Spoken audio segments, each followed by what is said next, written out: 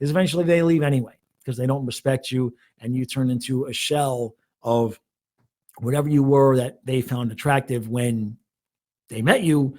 That person no longer exists. So today I want to talk about something that most men fail miserably at, and that is setting boundaries. Now, what do I mean? Well, you've met the girl, you've played it exactly right. You've done every step of the way. You've done everything that you needed to do. You've done it right. She likes you, you like her. Things have begun. And now there's only one problem. Now somehow you must remember all the mistakes you've made in your previous relationships and somehow set the boundaries so that those things don't happen again. That's usually where guys get off the rails. You mean to tell me I finally found a girl that likes me, and now I have to give her my conditions? Because I think that's what a lot of people interpret boundaries to mean is, well, these are my conditions. You have to this, you have to that, you have to this, et cetera, et cetera. And I'll tell you a story about my brother from another mother that poor man still hasn't learned, and he's in the middle of it right now. So brother from another mother, he not the worst looking man in the world, not the best, average, as average as you can get. Okay, he's financially secure, et cetera, et cetera. But he's very insecure when it comes to women. Basically, first woman that throws him a little bit of something is going to get everything from him. And, my brother loves sports, right? Like a lot of guys, he loves sports. He likes to watch Dolphins, likes to watch Panthers, et cetera, et cetera. And when he has no girlfriend, he is all about his sports and engaging with that. And what has happened in all of his relationships is that as soon as he meets a new woman, whatever she wants, whatever she's going to want to do, that's what he's going to do. He drops everything. He drops all of the things he enjoys to do. He drops his friends. He just drops whatever it is that he's doing. And he makes no attempt whatsoever to have any boundaries or discussions with her about, hey, I'd like to be able to go to the game. I'd like to be able to watch this game, or I'd like to be able to, still go to the Scar Lounge and play poker. He makes no attempt whatsoever to hold his boundaries. And then, of course, by the end of the relationship, he's being emotionally abused, and he's basically given up everything that he finds enjoyable to do everything that she wants because he's so insecure and is concerned that if he doesn't do every single thing that she wants, that she's not going to stick around. And while that might be true, and that's the hardest part, is that for a lot of men, women have a lot more options than we do. So for a lot of men, that's actually accurate. If you don't do everything that she wants, a lot of times those are the ones that will walk on by.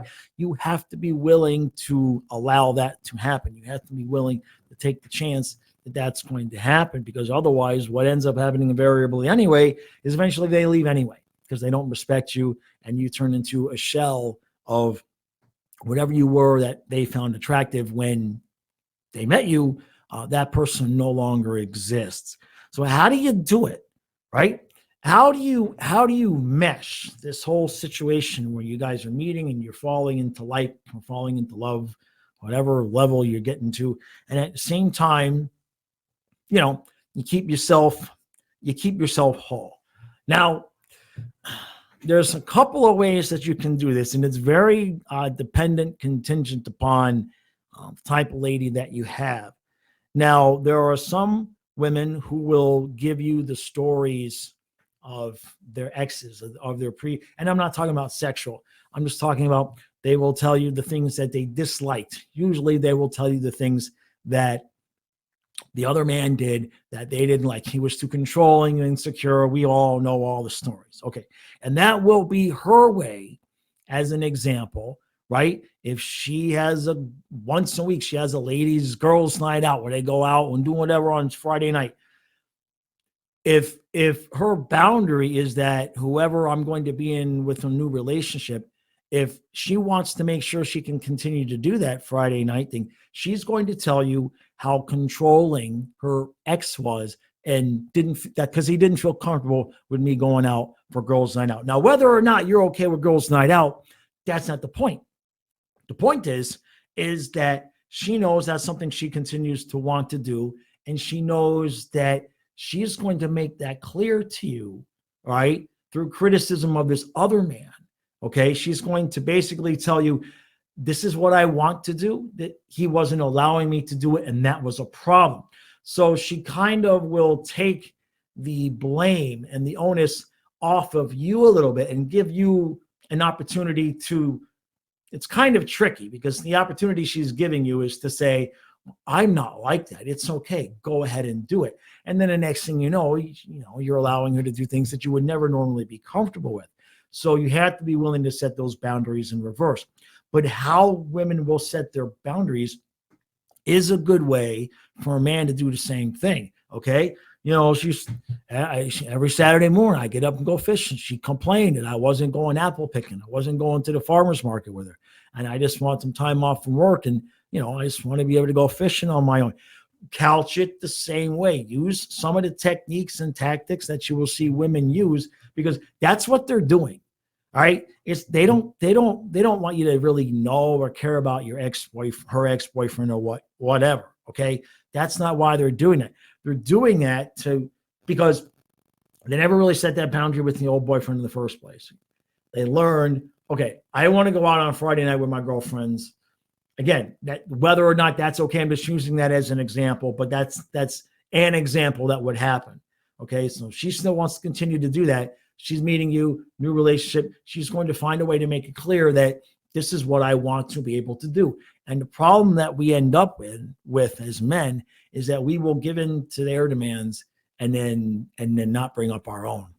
We will give in to what they want because we're afraid that we're going to lose the woman, and then we won't bring up our own. Can't do it. You can't do it. You have to keep score. And I know that sounds counterintuitive. A therapist might tell you don't keep score. Baloney.